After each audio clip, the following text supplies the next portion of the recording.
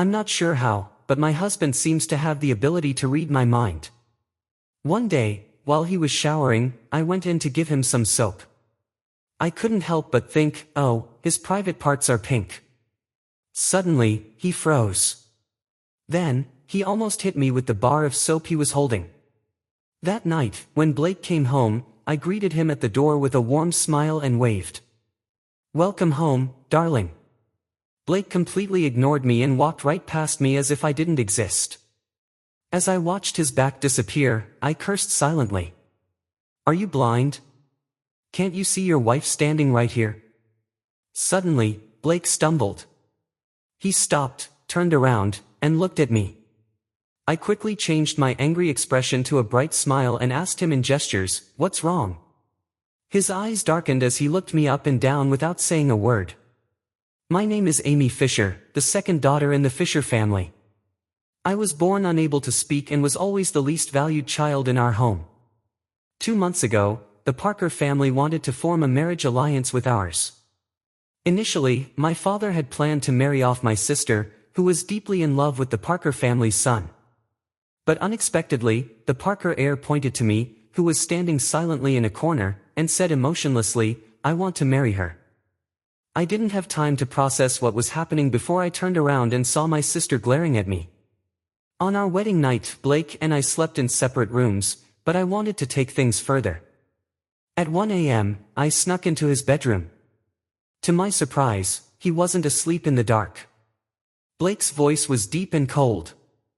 "Amy," I jumped, almost collapsing to the floor. Blake switched on the bedside lamp, casting it into a dim light. His chiseled features were half hidden in the shadows. I pointed to myself, feigning confusion, and gestured, "Me?" Blake understood and replied, "Who else is here besides you?" I straightened up, lifted my chin, and gestured, "I want to sleep with you." Blake got out of bed and roughly grabbed my face. I didn't dare move. His icy voice sounded in my ear. "I married you because you're quiet. That's the only reason. Behave yourself and don't do anything inappropriate." On the outside I was like, "Oh no, the baby's scared," but on the inside I was thinking, "I'll definitely try again." Blake really misjudged me. My calm personality was just an act.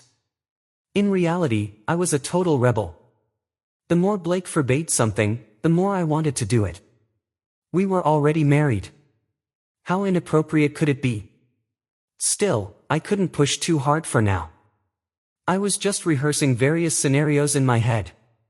About a week ago, I was daydreaming as usual. When Blake walked by, I suddenly felt immediately guilty. I swayed slightly and my head accidentally bumped against his chest. The contact made me tremble. Blake steadied me. "Be careful."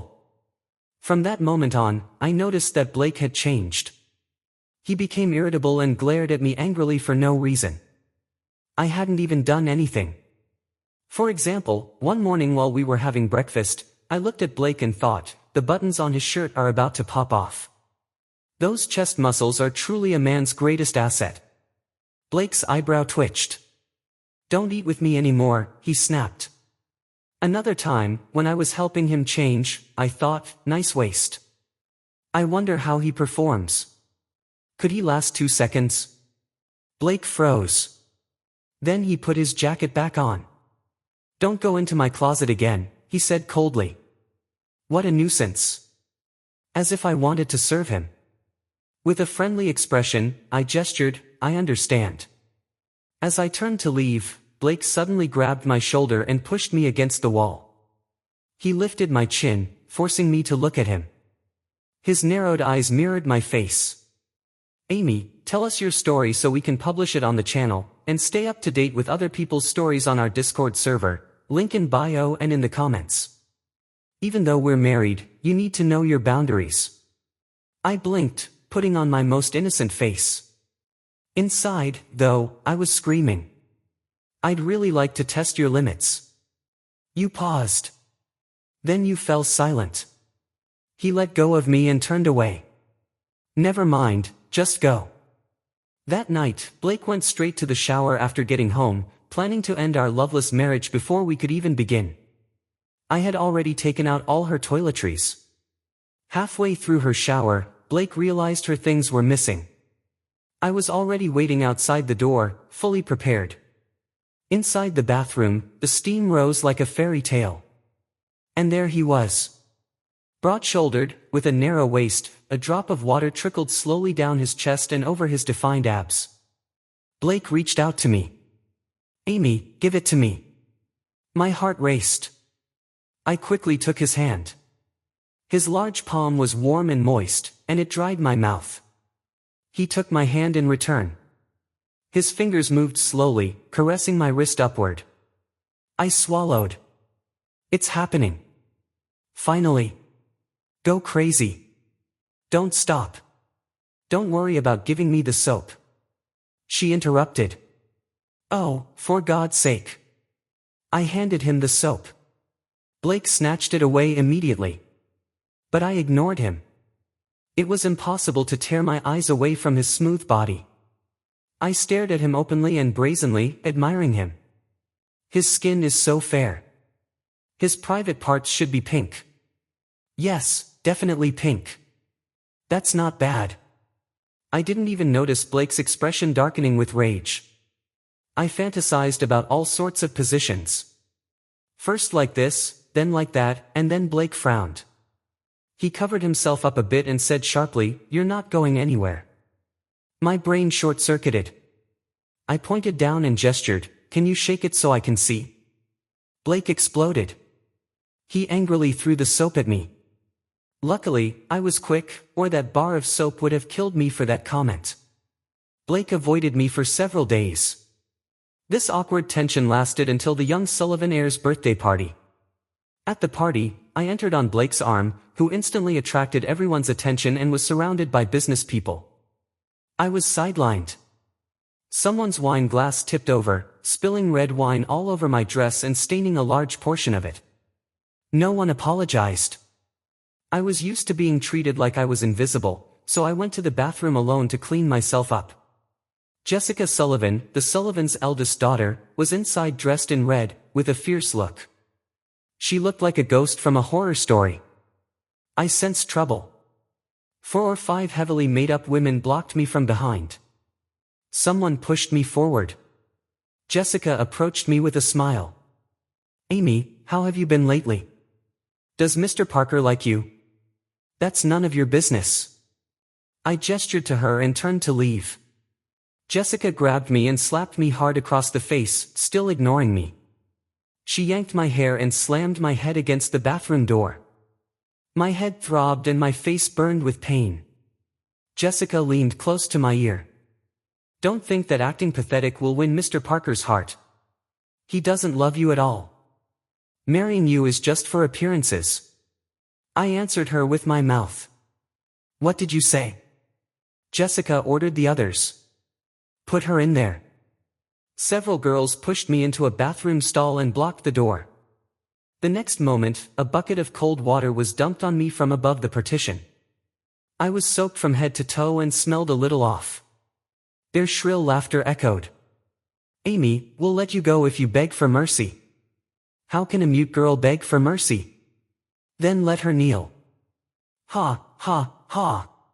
The laughter grew louder. I didn't have my phone, so I had to save myself. "Okay." So, calmly, I wiped the dirty water from my face, lifted my soaked dress, climbed onto the toilet tank, and stepped over the partition to escape through another stall. I'd always wanted to try using a mop soaked in toilet water. Thank you for the opportunity. I grabbed the mop from the corner, soaked it generously in toilet water, and swung it hard. Honestly, not even an emperor could distribute punishment as fairly as I did. The girls turned pale, screamed, and ran away. "Oh no, how disgusting. Stop her. Amy, you're crazy." I smiled maliciously. Isn't it obvious? How else would I handle them all? The days following the Sullivans' party were eerily quiet. Not just the kind of silence that filled the house when Blake was working late or away on business. It was a deliberate, punishing silence, the kind that clung to the walls and weighed on my chest like a burden. Blake hadn't spoken to me in a minute, not a word, not a gesture, not even a glance. He didn't even bother pretending anymore. I'd become a ghost in his mansion, floating silently from room to room, invisible, untouchable, and unwelcome. I thought things would be different after the wedding. I thought being Mrs. Parker would finally give me the power to assert myself. I was wrong. I'd always believed marriage would protect me like armor. But what good is armor if the enemy lives inside the doors? Even so, I didn't regret what happened in the bathroom. Jessica and her flock needed a dose of humility. Later, I heard whispers that the women who had humiliated me were now being ostracized from social circles. Apparently, one of them got conjunctivitis because water from the Rhinodote splashed into her eye. Another lost a lucrative brand contract after a video of her screaming and slipping on wet tiles was anonymously leaked. I never said a word, but karma spoke loud and clear. Meanwhile, I had become an embarrassment to Blake. That much was clear. He didn't say it directly. Blake never needed words. His cold eyes, his rigid posture, and the way he leaned away from me every few moments told me everything I needed to know. The worst part wasn't the silence, it was the doubt. It was always like that. I forced her hand because she was too bold, too daring for me. No, I wouldn't fall for that trap. I knew who she was, and she hadn't done anything wrong, except try to claim what was already mine. She was his wife. One afternoon, while I was sitting in the conservatory pretending to read, I sensed his presence. Blake entered the room with his usual stiff posture, speaking into his Bluetooth headset. His voice was low and stern as he walked beside me. "No, that's not acceptable," he snapped. "Tell them the contract is non-negotiable. If they can't meet our terms, we're leaving." I hadn't meant to eavesdrop, but he didn't make it difficult either. My eyes followed him. Every line of his body was tense. He was beautiful even when he was furious, or perhaps especially so. Blake looked up, and for a brief split second our eyes met. I froze, and so did he. But instead of softening or acknowledging me, she turned her back on me and left the room altogether. I felt the sting of that contempt more than any slap. I didn't sleep that night. I lay in bed staring at the ceiling, wondering, if Blake truly hated me, why did he marry me? Why didn't he file for divorce the moment he realized I was just a docile decoration? The questions kept swirling until morning. Blake left early, and I was alone again. Around noon, while I was brushing my hair, the butler brought in a small package addressed to me. It had no return address, just a wax seal I didn't recognize. I opened it and found a flash drive and a note inside. "I thought you'd want to see the truth. A friend." My heart racing, I connected the drive to my laptop. A video began to play. The footage was shaky, obviously filmed from a distance. In it, my father, Jonathan Fisher, was sitting across from Mr. Parker, Blake's father. They were discussing the marriage agreement, but it wasn't what he expected. "I understand your daughter is mute," Mr. Parker said casually. Jonathan nodded. "Yes, Amy, a quiet girl, takes care of herself, wife material, perfect. Exactly what Blake needs," Mr. Parker said. "Someone who won't get in his way or try to control him. It's difficult. Strong-willed. He doesn't need a woman who talks too much." I stopped the video. My hands trembled. That was it. So I wasn't chosen.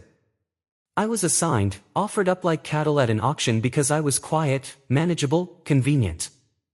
I didn't even know what burned more, my father's betrayal or the fact that Blake had accepted. I had always thought that even if Blake didn't want me, at least he had seen me. But I was wrong. He never did. To him, I was just a spare change, an accessory to his reputation. That night I waited for Blake to return. When he did, I didn't smile. I didn't gesture, "Welcome home." I simply stood in the lobby with the flash drive in my hand. Blake gave me a blank stare. I held the drive. I paused. "What is that?" he asked. I didn't answer. I walked to the fireplace. I lifted the lid and threw the flash drive into the flames. The plastic crackled as it melted. Blake's jaw tightened. "What are you doing?" I gestured. "There's no need to see it. I already did it." For a moment, her expression faltered. Something illegible flickered in her eyes. Then he said, "I see." And he walked past as usual, but this time I didn't let him go. I followed him to the stairs. When he turned around to get in, I grabbed his arm. He looked at me in surprise. I asked him with gestures, "Why did you choose me?" He frowned. I didn't. That answer should have broken me, but it didn't. It strengthened me. I asked him again with gestures, more slowly this time. "So why are we still married?" Blake pulled his arm free, but his gaze lingered on me a little longer than usual. "I don't know," she murmured. "Maybe I forgot to submit the paperwork." She continued up the stairs, leaving me behind. I wasn't sure whether to laugh or cry. But one thing was for sure. Things wouldn't stay this way. If Blake thought I'd stay silent forever, he was in for a rude awakening. The next day, I started planning. If I couldn't win Blake's heart, I'd at least make sure he saw me. I wanted him to really see me. I started volunteering at a charity his company sponsored. I knew he wouldn't mind at first, but I also knew Blake valued efficiency, results, and control. I would give them all of that. In just a few days, I transformed the charity's outdated system into a streamlined digital platform. Donations doubled. The local press noticed. They asked for a spokesperson. I agreed. Even though she couldn't speak, she could be seen. The article spread like wildfire. The silent wife with the loudest impact. Amy Parker. Beauty, brains, and a new purpose. It didn't take long for Blake to realize it. He came home one night, put down his briefcase, and looked at me from across the dining room. "What exactly are you doing?" I gestured, giving people something to talk about. His expression darkened. "You're my wife, not a celebrity," I gestured back. "I'm not allowed to be anything more than your shadow." He approached slowly, because now I met his gaze, because now I know the truth and I refuse to be just the quiet wife you married for convenience. Blake didn't say anything, but his silence this time wasn't cold. It was heavy, as if he had things he wanted to say, but didn't know how. I left him there and went upstairs. That night he didn't sleep in the guest room, he slept in our bed. Something was changing. Little by little, Blake started writing me down. "I'm going to sign up, seriously." One morning I caught him looking at me over his coffee. When I looked at him, he looked away. Another night he brought home a bouquet. He didn't say why, he just placed it on the counter. I gestured to him, "Is this for me?" He nodded, "Yes." I didn't smile, but I kept the flowers.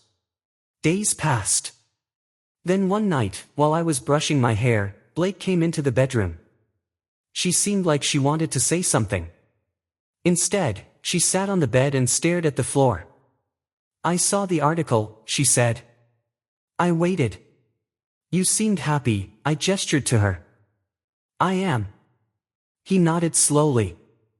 "I didn't know you were capable of all that," I gestured. "You never bothered to ask." A long silence followed. Then he said, "I was wrong." My fingers stopped. He looked up. I thought marrying someone calm would make life easier, that he'd keep me in control. "But I'm not calm," I gestured to him. "No, not really." "And that scares you?" He shook his head. "It confuses me." "Okay," I gestured to him, "let me confuse you even more." And for the first time in weeks, I saw something in his eyes that wasn't annoyance or anger. It was curiosity. And maybe, just maybe, a glimpse of something more. The house felt different after that night. Not warmer.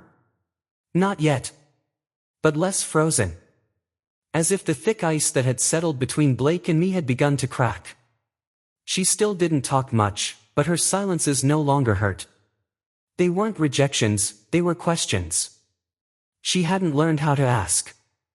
And I, the girl who was born without a voice, was finally being heard through his mere presence. I woke up the next morning, and for the first time since our wedding, Blake was still in bed beside me. He was lying on his side facing me, his eyes closed, but his brows furrowed. Even in his sleep, he looked like he was preparing for battle. Silently, I reached out and brushed a strand of hair away from his forehead. His eyes snapped open, startling me. I pulled my hand away, but he gently grabbed my wrist. We stared at each other. She wouldn't let go of me. Instead, after a long moment, she whispered, "No." My eyes widened. He sat down slowly, still holding my wrist, as if unsure whether to loosen his grip or tighten it. His eyes searched mine. "You confuse me," he admitted. I gestured to him. "You confuse me too." Her lips twitched. Almost amused. Almost. But then he let go of my hand. "Get ready. Will you come with me today?" I blinked. I asked him with gestures. "Where to?" "To the company. There's a gala next week. I need you to be presentable." Oh, so it was still just an accessory. Still, it wasn't a win. But it wasn't disrespectful either. The car journey was long and peaceful. I didn't mind. Blake stared out the window, lost in thought. I could tell he hadn't decided what to do with me. He was caught between habit and curiosity. We arrived at Parker Holdings headquarters, a tall glass tower that reflected the sun like a sword. Inside, the employees straightened up as soon as they saw it. Some bowed, others quickly stepped aside, all of them avoiding my gaze. It didn't surprise me. I was the inconvenient wife, the one with no voice or power, and now too much media attention for Blake's comfort. Blake took me straight upstairs. Her office was enormous, decorated in black, silver, and cold marble. It didn't feel inhabited. It felt commanded. "This is my assistant, Leona," she said coldly, gesturing to a tall woman with icy blonde hair and perfect posture. She looked at me with polite distaste. "She'll help you get ready for the gala," I gestured to her. "Of course." He turned and went into his private office. The glass door closed silently behind him. Leona glanced at me. "Let's be clear," she said. "I'm only doing this because Mr. Parker asked me to. You don't belong here." I smiled sweetly and gestured to her, "Neither do you." She blinked, clearly unsure of what she'd said. She didn't understand sign language, but the mischievous smile I gave her seemed to translate perfectly. The rest of the afternoon was a whirlwind of clothing fittings, makeup consultations, and jewelry selection. Every item was expensive, designed to make me look like a porcelain doll, silent and ornamental. But I chose my own way. I selected an elegant black dress. Elegant, modest, powerful, not delicate, not submissive. When I came out of the dressing room, Blake was waiting. His eyes widened. He didn't say anything for a long time. Then he cleared his throat. "That'll do." I raised an eyebrow. "Only that will do." He smiled. "Don't get cocky. You like it." She looked away, but I caught the slight curve of her lips. The gala night arrived quickly. I'd gotten used to being ignored at these events, but this time Blake stayed by my side all night. He introduced me to business. She didn't flinch when I gestured instead of speaking. She didn't ignore me or move away. She let me be seen, and that was new. But not everyone was happy. In the middle of the night, I felt a sharp tap on my shoulder. I turned around and came face to face with Madison Holt, a socialite better known for her father's money than for her own brainpower. "You're still pretending to be the perfect wife," she said sweetly, her voice dripping with venom. "You must be exhausting, especially since we all know Blake only married you out of obligation." I bowed my head. "Ben," she approached. "You're not the woman he wanted. You're just the one his father forced upon him. Everyone knows he was seeing someone else before the engagement. Someone I could talk about." My expression didn't change, but something inside flickered. I gestured to her, and yet, here I am. Madison laughed. Don't fool anyone. You'll be gone by Christmas. Before I could reply, a hand wrapped around my waist. Blake leaned in and whispered in my ear, "Is there a problem?" Madison paled. Of course not. He was just insulting my wife, Blake said coldly. In public. How bold of you. She hesitated. I didn't mean to. You never do, he said sharply. Go now. Madison opened and closed her mouth like a fish. Then she turned around and ran away. Blake turned to me. Are you okay? I stared at him. He didn't let go of my waist, and suddenly something clicked. He wasn't just acting like a protective husband. He meant it. Back at home, the air between us was thick. I went to the kitchen for water, but Blake followed me. He leaned against the counter with his arms crossed. I'm not good at this, he said quietly. I looked at him.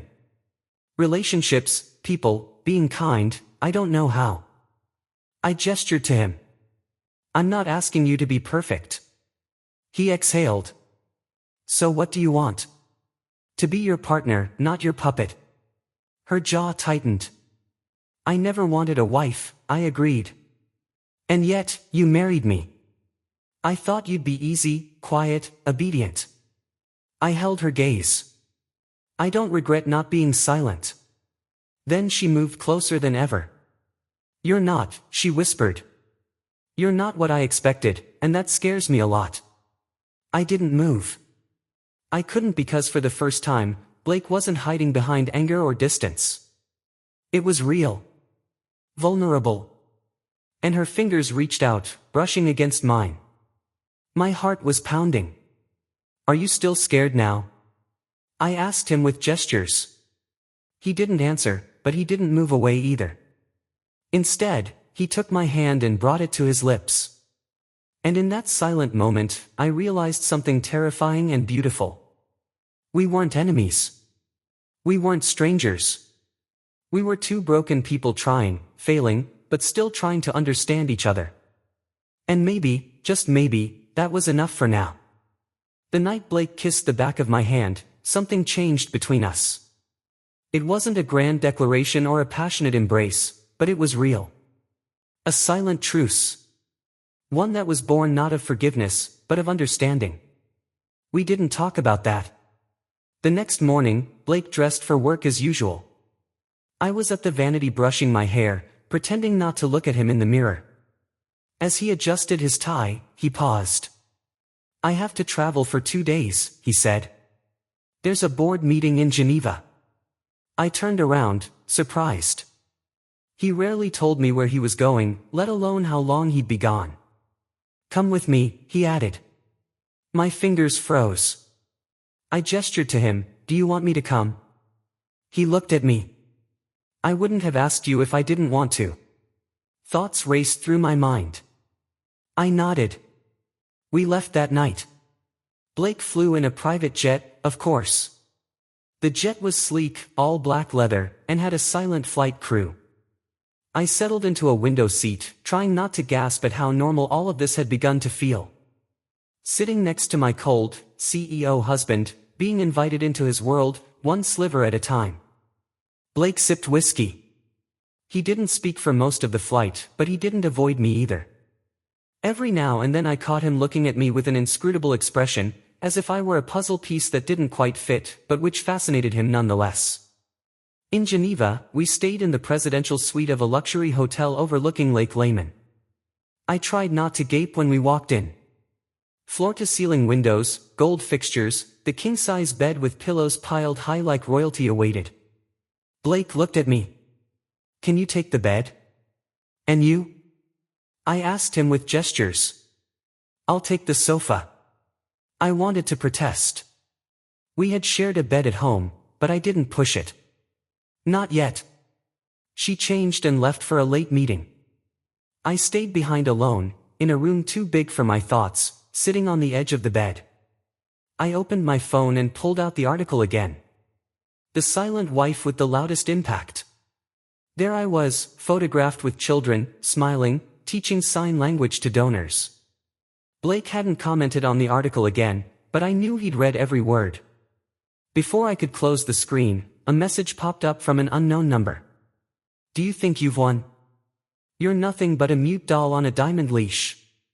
My stomach churned. A second message followed. Ask Blake about Cecilia. I stared at the name. Cecilia. A crack I hadn't noticed before began to widen. Blake returned near midnight, exhausted. He took off his jacket, loosened his tie, and looked at me. I sat on the sofa, still holding the phone. You didn't sleep. Who is Cecilia? Her whole body froze. I got my answer before he spoke. He walked to the window, looking at the black water below. It was someone from before. Before our wedding. She nodded slowly. She was the one I wanted to marry. That hurt more than I expected. I swallowed hard and asked him with gestures, so why didn't you do it? He turned to me, because my father had made it clear that it was unacceptable. I wasn't calm enough. There it was again. That word, calm, echoed in my chest like a curse. And I was your consolation prize. I gestured bitterly. He looked away. Maybe at first, but now, I've stood up. If you wanted her, why didn't you fight for her? Blake's jaw tightened. Why have I spent my whole life doing what was expected? Playing the part. Winning at work. Obeying my father. Marrying you was the final move in a game I never asked to play. I approached her and said, and what was I to you? Her voice lowered, certain. A mistake. That word broke something inside me. I told him slowly with gestures. I was never sure. Not even in my own family. Not in this house. Not even in this marriage. But I stayed and tried. Blake looked hurt. I know. And I was too cowardly to admit that you're more than I ever expected. I breathed heavily. What now? Do we keep pretending? He came closer to me. No. No more pretending. His hands moved closer to mine. Do you want to know why I stopped sleeping in the guest room? I nodded. Because I missed your scent on the sheets. I miss the way you look at me when you think I'm not looking. I miss feeling like someone in this world sees me without asking for anything in return. I blinked. My eyes were burning. He approached me slowly and carefully. And this time I didn't pull away. His hands caressed my cheek. I've never said it because I don't know how, but I care about you. You've always done it. Even when I didn't want you to. I leaned toward his touch. Then show me. I told him with gestures. Not with words, but with the truth. He nodded. We made love that night. It wasn't rushed or desperate. Only real. He kissed my neck slowly. He traced my skin with reverence and held me as if I were fragile and precious, all at once. In those moments I forgot every insult, every cold stare, every scorn. Only we existed, our breath, our hands, our bodies finally aligned. When it was over, we lay entwined. Blake whispered. I can't hear your voice, but I swear I feel it in my bones. My heart opened. Maybe we weren't perfect, but now we were honest, and that was enough. We returned to the city 2 days later. Things between us were easier, lighter. Blake stopped ignoring my signals in public. He made space for me in meetings. When people asked why I wasn't speaking, he didn't let it go. He responded with gestures. She doesn't need words to be powerful. The office gossip changed. Suddenly she was no longer the mute wife, she was Amy Parker. And people began to respect that name. But happiness never lasts long in stories like mine. One morning I went downstairs for breakfast and found Blake pale and furious. What's wrong? I asked him with gestures. He handed me a folder. Inside were photos of me and someone who had edited them. Inappropriate titles. Suggestive images, taken completely out of context. A headline below read, "Within 24 hours, headlines flooded the internet painting me as a manipulative wife hiding behind a disability to embezzle charity funds. The mute millionaire, the truth behind the smile, Blake Parker's silent girlfriend, loud and deceitful." They didn't care about the facts. They didn't care that I had built that charity platform from scratch or that every penny was accounted for. All they saw was an easy target and a catchy headline. And I gave them one, but not the one they were hoping for. Blake didn't sleep the night the story broke. He stayed up on the phone with lawyers, public relations agencies, and digital forensic analysts. When I brought him coffee, he drank it without looking up. "I submitted cease and desist letters," she said, her voice strained. "Our team is already extracting the metadata from the manipulated photos. Leona is communicating directly with the donors." I asked him with gestures, "Do you believe me?" He looked up, his eyes heavy but resolute. "I'd burn this company down before I believed you were capable of that." Something inside me melted at those words. He believed me not because it was convenient, not because it was expected, but because he knew me, and that made all the difference. 3 days passed in a whirlwind of crisis management. Blake canceled meetings, refused all interviews, and stayed by my side as if his life depended on it. The tide began to turn when an informant at the public relations agency anonymously admitted that the photos had been commissioned by an insider. The footage was clear: Jessica Sullivan. She had paid a freelancer to manipulate the images and plant the story. Her motive: revenge, humiliation, a chance to see me fall. Unfortunately for her, she underestimated the strength of a woman who had learned to roar without a voice. Blake held a press conference the following morning. The cameras flashed. The journalists murmured as he stood on the podium in his tailored suit. Jaw clenched, expression unreadable. But he didn't speak first.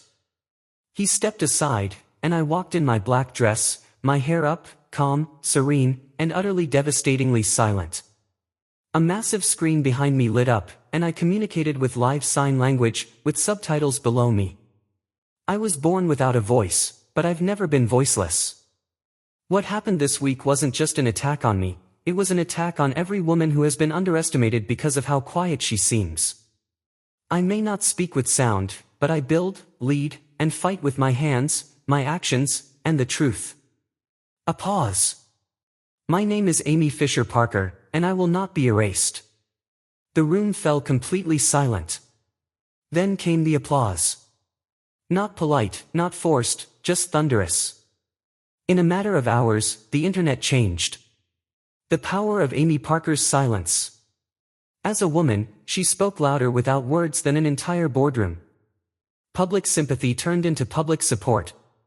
Donations to the charity tripled. The foundation was praised for its transparency, and my leadership was officially recognized by the Global Women's Initiative as a symbol of resilience. Jessica Sullivan was disgraced, her family humiliated, her backers abandoned her, and Blake watched it all with a quiet pride I hadn't seen in him before that night. He poured us both a glass of wine. "To your war," he said, tapping his glass against mine. I responded with gestures. "For us." He smiled. "You saved us." "No," I replied. "You finally let me fight." Weeks passed. We settled into a rhythm based not on fear, but on respect. She learned sign language correctly. This time, we practiced every night. Every time he got a sentence right, he smiled. Every time he got it wrong, he cursed in frustration. Then he tried again. One night he did it slowly and awkwardly with sign language. "I love you," I blinked. Then I laughed and answered him with sign language. It was about time. He drew me close, his arms wrapped tightly around me. And for once, I didn't feel like a guest in his home. I felt like her queen. A month later, I stood before a different audience. This time, at the Women in Technology Summit, I had been invited as a guest speaker not because I was Blake's wife, nor because I had survived a scandal, but because I was me. The screen lit up again behind me, and I told my story in sign language, without shame, without apology. When I finished, Blake found me backstage.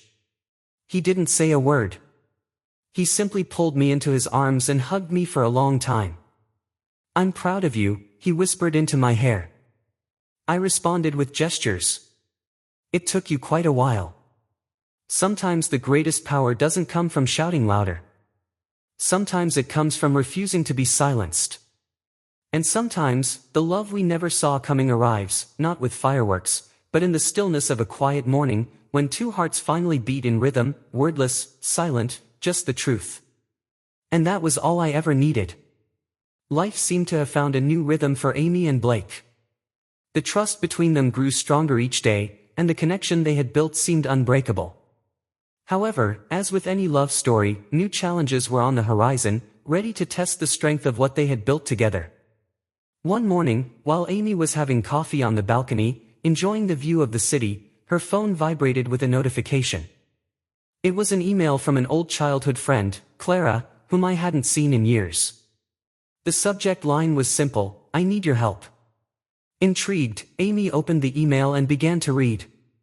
"Dear Amy, I hope this message finds you well. I know it's been a long time since we last spoke, and I apologize for contacting you like this, out of the blue, but I'm in a difficult situation and I need your help. I'm feeling strong, and I've discovered something about our family, something that could change everything. I don't know who else to trust, and I thought of you. Please, can we meet? I desperately need your help." Amy felt a chill run down her spine.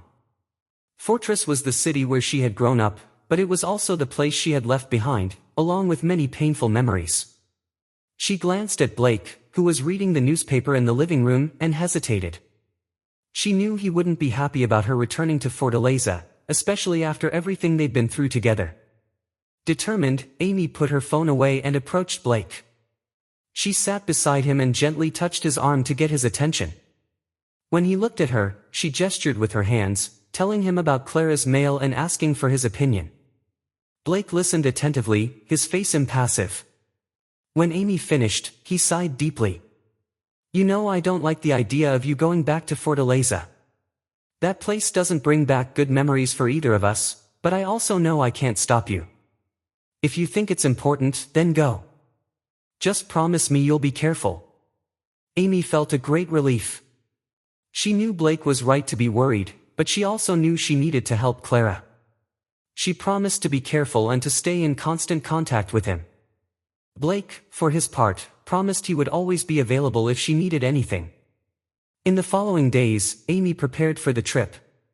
She packed her bags, booked tickets, and contacted Clara to arrange a meeting. As she did so, she couldn't shake the feeling that something big was about to happen, something that could change their lives forever. Upon arriving in Fortaleza, Amy was met by Clara at the airport. The two hugged tightly, as if no time had passed. Clara seemed nervous, but also relieved to see Amy. "Thank you for coming," she said, as they headed toward Clara's car. "I know it hasn't been easy for you." Amy smiled and gestured with her hands, saying it was okay. She was happy to see Clara again and eager to find out what was going on. During the drive, Clara told Amy what she had discovered. Apparently, there were old documents suggesting the Fisher family had been involved in something illegal for many years. Clara wasn't sure what it was, but she knew it was something big and dangerous. "I need your help to uncover the truth," he said, looking at Amy hopefully. Amy felt a knot in her stomach. She knew this could be dangerous, but she also knew she couldn't turn her back on Clara. She agreed to help, and the two began planning their next steps. In the following days, Amy and Clara immersed themselves in a dangerous and exciting investigation. They followed leads, spoke with people, and uncovered secrets that had been buried for a long time. As they did so, Amy couldn't shake the feeling that someone was watching them, as if someone were always one step behind. Meanwhile, Blake was at home, worried about Amy. He kept in constant contact with her, but he couldn't shake the feeling that something was wrong. She decided to hire a private investigator to watch over her and ensure her safety. As the days passed, Amy and Clara uncovered more and more about the Fisher family's secrets. They found documents suggesting that Amy's grandfather was involved in a corruption scheme that had affected many people. They also discovered that Amy's father, Jonathan Fisher, was aware of everything and had turned a blind eye. Amy felt a mixture of anger and sadness. She had always known her family wasn't perfect, but she never imagined they were capable of something so horrific. However, she also felt a sense of purpose. She knew she needed to uncover the truth and bring justice to those who had been harmed. As Amy and Clara drew closer to the truth, the dangers increased. They started receiving anonymous threats and realized they were being followed. Amy knew she had to be careful, but she also knew she couldn't give up. She was determined to uncover the truth, no matter the cost. Finally, after weeks of investigation, Amy and Clara uncovered the truth. Amy's grandfather had been involved in a corruption scheme that had affected thousands of people. He had used his position of power to enrich himself illegally, leaving a trail of destruction in his wake. Amy's father, Jonathan Fisher, had inherited this legacy and continued the illegal practices, albeit more discreetly. Amy felt a wave of nausea upon discovering the truth. She had always known her family wasn't perfect, but she never imagined they were capable of something so horrific. However, she also felt a sense of relief. She knew she now had the opportunity to make things right and bring justice to those who had been harmed. With Clara's help, Amy gathered all the evidence they had found and handed it over to the authorities. She knew this could have serious consequences for her family, but she also knew it was the right thing to do. As the authorities began their investigation, Amy and Clara decided it was time to go home. Upon arriving home, Amy was greeted by Blake with a tight hug. He was relieved to see her safe and sound, but also troubled by what she had discovered. Amy told Blake everything, and he listened intently, offering his unwavering support. In the following days, news of the Fisher family scandal spread rapidly. The media was full of stories about the corruption and illegal practices that had been uncovered. The Fisher family was devastated, and many were calling for justice. Amy felt a mixture of sadness and relief. She knew her family would never be the same, but she also knew she had done the right thing. She had brought the truth to light and helped bring justice to those who had been affected. As the dust settled, Amy and Blake decided it was time to move on. They knew they had been through many challenges together, but they also knew they had emerged stronger. They were determined to build a future together, based on trust, love, and honesty. In the following months, Amy and Blake worked together to rebuild their lives. They focused on their marriage and their charitable projects, determined to make a difference in the world. Amy also decided she wanted to help others in similar situations and began working with organizations that supported people with disabilities. Meanwhile, Clara decided she wanted to pursue a career in investigative journalism. She was inspired by Amy's courage and determined to bring the truth to light, no matter the cost. Amy and Clara stayed in constant contact, supporting each other on their new paths. As time passed, Amy and Blake realized they had found a new purpose in their lives. They were happy and fulfilled, knowing they had overcome many challenges together and emerged stronger. They were determined to continue building a future together, based on love, trust, and honesty. And so, Amy and Blake moved forward, ready to face whatever challenges life might bring.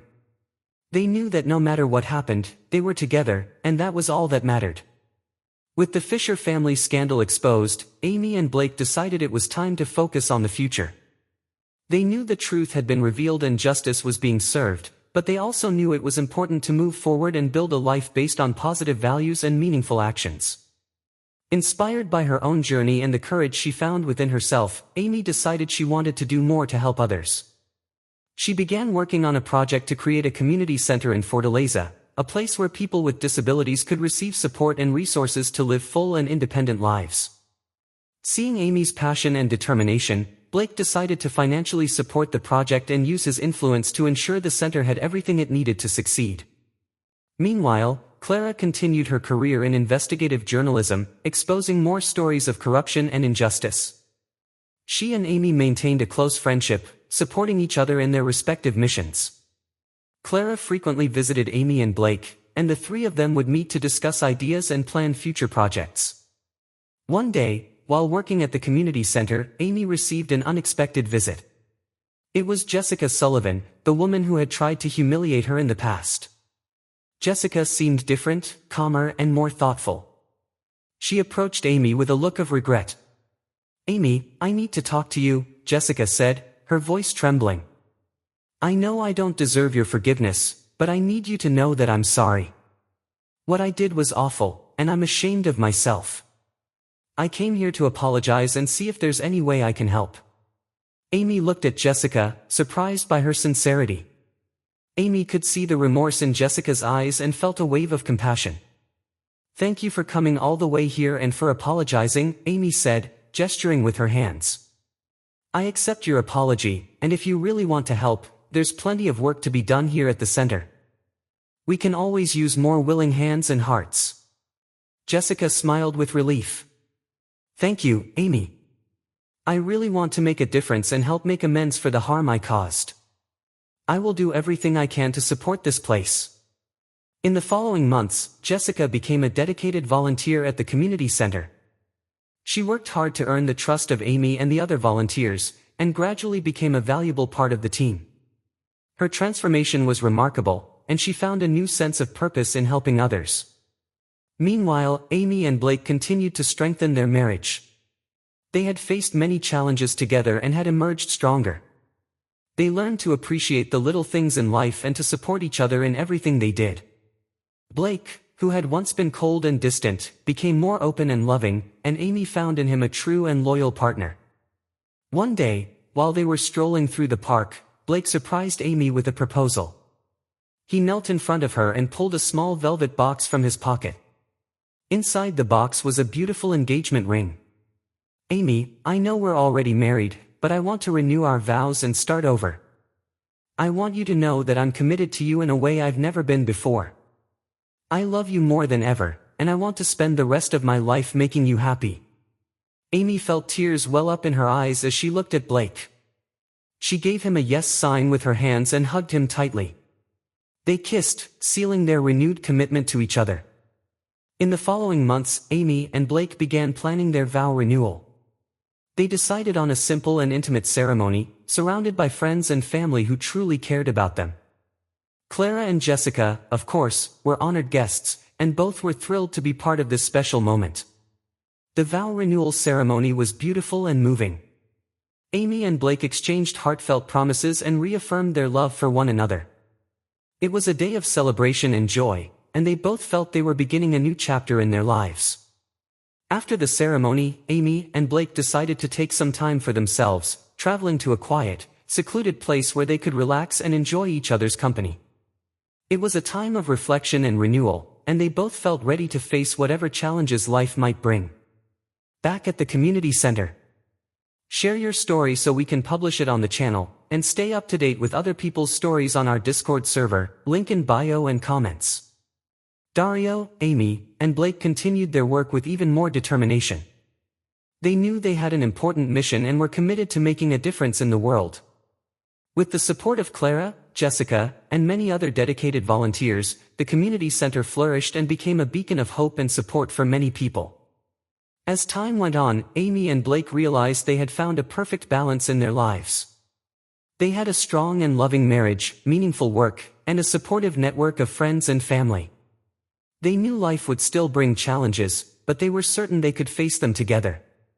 And so, Amy and Blake moved forward, building a future based on love, trust, and determination. They knew that no matter what happened, they were together, and that was all that mattered. Over time, the community center became a symbol of hope and resilience. Amy and Blake, along with Clara and Jessica, worked tirelessly to expand its services and reach more people. The center not only provided resources for people with disabilities but also became a meeting place and source of support for the entire community.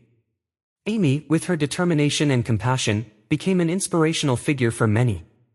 Her story of overcoming adversity and her commitment to social justice were recognized nationally, and she was invited to give talks and lectures across the country.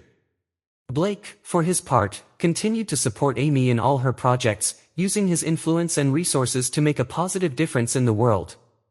Clara, with her courage and dedication to investigative journalism, exposed numerous stories of corruption and injustice, winning several awards and accolades for her work. Her friendship with Amy grew stronger over time, and together they continued fighting for a fairer and more equitable world. Jessica, on the other hand, found a second chance at the community center to redeem herself and do good. Her tireless work and commitment to the cause helped her heal the wounds of the past and build a life full of purpose and meaning. Her transformation was a testament to the power of forgiveness and redemption. One day, as Amy and Blake walked through the community center, observing the people who had been helped through their work, Amy felt a deep gratitude and satisfaction. She looked at Blake and waved. "Thank you for always being by my side and for supporting me in everything I do. Together we've accomplished incredible things." Blake smiled and replied, "Thank you, Amy. You've been the driving force and inspiration behind all of this. Together we've built something truly special, and I'm so proud of everything we've accomplished." At that moment, Amy and Blake knew their journey together had been one of love, resilience, and transformation.